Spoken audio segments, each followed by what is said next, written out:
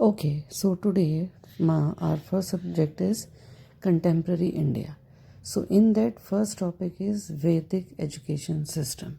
The Vedic education system was a residential Guru Shishya model based on the Gurukul system, where students lived with gurus to gain knowledge, emphasizing character building, spiritual growth, and holistic development.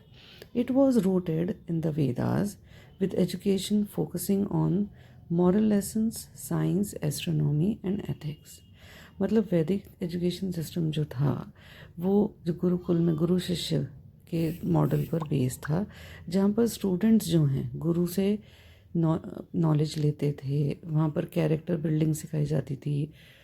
हमारी जो आत्मा spiritual growth के बारे में बताया जाता था, और ये वेदों से हमें पढ़ाया जाता था, जिसमें मॉरल लेसन्स होते थे, साइंस होता था, अंतरिक्ष के बारे में बताया जाता था, एथिक्स के बारे में बताया जाता था.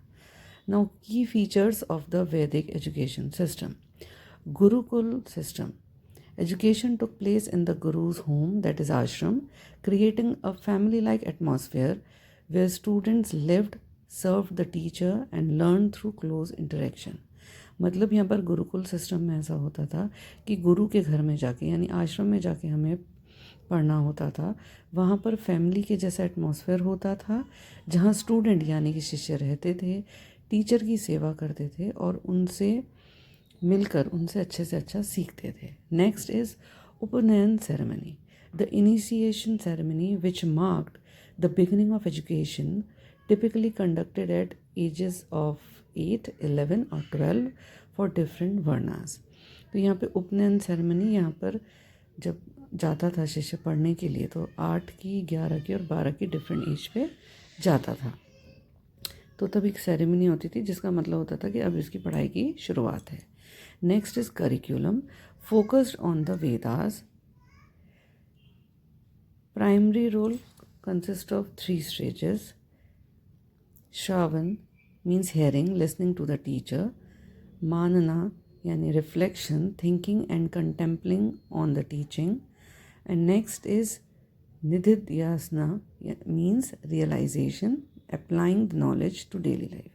तो यहाँ पर जो है बेसिकली रूल्स होते थे वो 3 होते थे. एक होता था श्रवण यानी सुनना. टीचर जो कह रहा है आपको वो सुनना है, मानना है उनका कहा हुआ, और ये हमें रियलाइज़ करना होता था, अप्लाई करना था. जो भी वो सिखाते होते थे वो हमें डेली लाइफ में अप्लाई करना होता था.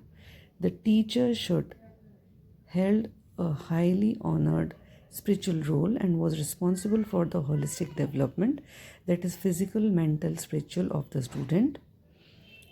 First is brahmacharya means celibacy. Students were required to live a life of strict discipline, simplicity and self-control. Next is samvartana ceremony, the final ceremony marking the completion of education followed by a return to normal life. No state control and free education means education was not managed by the state and was generally free, with society supporting the gurus and institutions. The system focused on producing self-reliant, moral individuals rather than just specialists. It was a deeply student-centric approach that emphasized self-realization and the pursuit of truth. और इस तरीके से जो वैदिक system था उसमें जब हम तीनों रूल्स फॉलो करते थे उसके बाद टीचर को सबसे ज़्यादा मान दिया जाता था. उस वक्त जो टीचर कहते थे वो माना जाता. जैसे ब्रह्मचर्य भी लोग फॉलो करते थे, संवर्तना करते थे, और उस वक्त स्टेट का कोई कंट्रोल नहीं होता था, फ्री होती थी एजुकेशन. और ये सिर्फ गुरु डिसाइड करते थे कि किस हिसाब से वो बच्चों को सेल्फ रिलायंट बनाएंगे, मॉरल वैल्यू जो है उनमें पैदा करेंगे, और उनको ये जो अप्रोच थी वो स्टूडेंट सेंट्रिक थी. जैसे कि आजकल की NEP 2020 में बताया गया कि हमें स्टूडेंट के हिसाब से सोचना है, चाइल्ड सेंट्रिक सोचना है, तो तब भी यही फॉलो किया जाता था. अब हम नेक्स्ट वीडियो में मिलेंगे इसी सब्जेक्ट के नेक्स्ट टॉपिक के लिए. Thank you.